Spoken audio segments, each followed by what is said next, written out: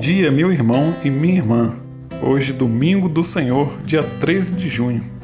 Dia também do nosso grande santo Antônio de Pádua. Santo Antônio, ou Fernando Antônio de Bulhões, seu nome de nascença, nasceu em Lisboa, Portugal, em 15 de agosto do ano de 1195. De família nobre e rica, era filho único de Martinho de Bulhões, oficial do exército de Dom Afonso e de Teresa Taveira. Sua formação inicial foi feita pelos cônegos da Catedral de Lisboa. Antônio gostava de estudar e de ficar mais recolhido. Aos 19 anos, entrou para o mosteiro de São Vicente dos cônegos regulares de Santo Agostinho, contra a vontade de seu pai. Morou lá por 2 anos. Com uma grande biblioteca em mãos, Antônio avança na sua história pelo estudo e pela oração. É transferido para Coimbra, que é um importante centro de estudos de Portugal, ficando lá por 10 anos. Em Coimbra, ele ficou ordenado sacerdote. Logo se viu o dom da palavra que transbordava do jovem padre agostiniano. Ele tinha conhecimento e grande poder de pregação. Em Coimbra, o padre Antônio conhece os fiéis franciscanos, entusiasma-se pelo fervor e radicalidade com que estes viviam o Evangelho e pouco depois torna-se Frei Antônio, mudando-se para o mosteiro de São Francisco de Assis. Santo Antônio faz o pedido de ir para o Marrocos pregar o Evangelho e os franciscanos permitem. No meio do caminho, porém, Frei Antônio fica muito doente e é forçado a voltar para Portugal. Na viagem de volta, o barco é desviado e vai para a Itália, terminando por parar na Sicília, em um grande encontro de mais de 5.000 frades franciscanos, chamado Capítulo das Esteiras. Lá, Antônio conhece pessoalmente São Francisco de Assis. A mão de Deus o tinha guiado por caminhos diferentes. Após conhecer São Francisco, Frei Antônio passa 15 meses como um eremita no Monte Paulo. São Francisco enxerga os dons que Deus deu a ele, chama-o de Frei Antônio, meu bispo, e o encarrega da formação teológica dos irmãos do mosteiro.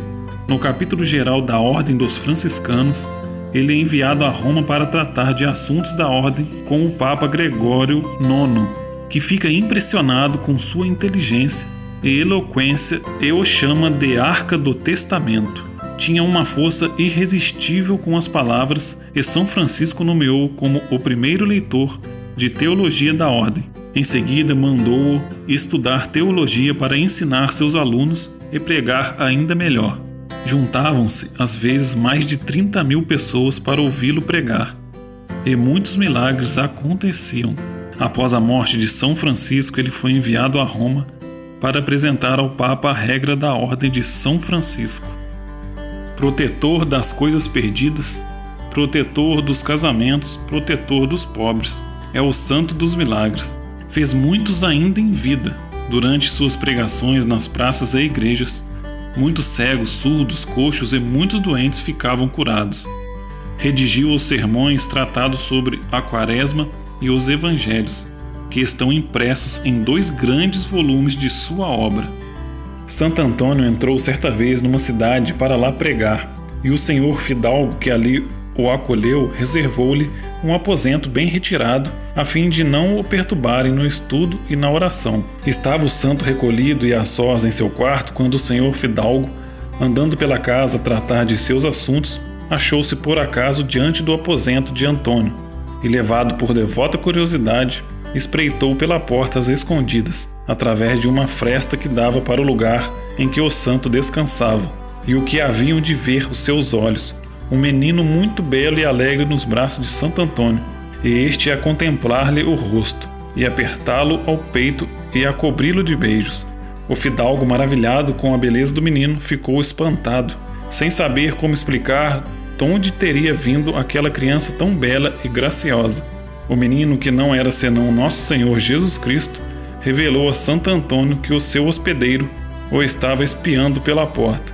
Por causa disso, Santo Antônio, após terminar uma longa oração, chamou o senhor fidalgo e humildemente lhe pediu que, enquanto ele estivesse vivo, a ninguém revelasse a visão que tivera.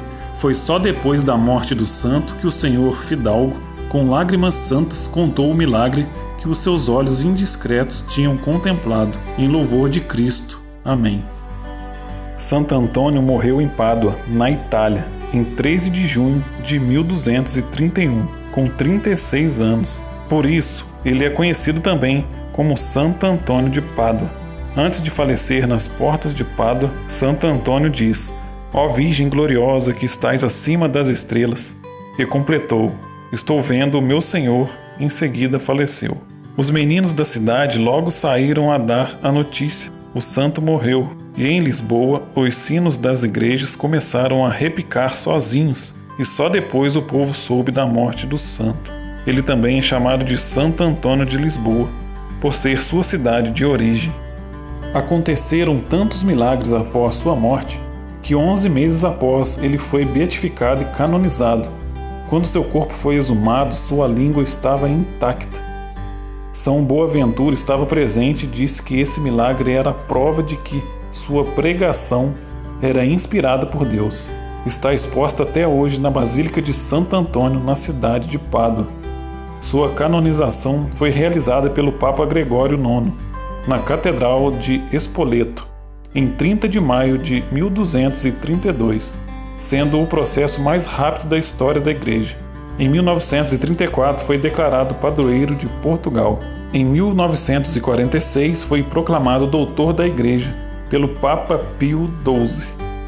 Oremos, meus irmãos e minhas irmãs, pedindo a intercessão de Santo Antônio.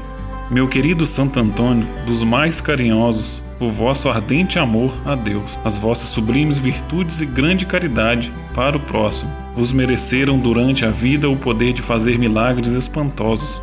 Nada vos era impossível senão deixar de sentir compaixão pelos que necessitavam da vossa eficaz intercessão. A vós recorremos e vos imploramos que nos obtenhais a graça especial que nesse momento pedimos. Ó bondoso e santo taumaturgo, cujo coração estava sempre cheio de simpatia pelos homens, segredai as nossas preces ao menino Jesus, que tanto gostava de repousar nos vossos braços. Uma palavra vossa nos obterá as mercês que pedimos. Se milagres desejais, recorrei a Santo Antônio, vereis fugir o demônio e as tentações infernais. Recupera-se o perdido, rompe-se a dura prisão, e no auge do furacão cede o mar embravecido. Pela sua intercessão foge a peste, o erro a morte, o fraco torna-se forte e torna-se o enfermo são. Todos os males humanos se moderam e retiram. Digam-no aqueles que ouviram, e digam-nos os paduanos. Rogai por nós, Santo Antônio, para que sejamos dignos das promessas de Cristo, que possamos ser humildes como Santo Antônio e entregar a nossa vida a Deus. A paz de Cristo, meu irmão e minha irmã, e o amor de Maria. Abençoado domingo.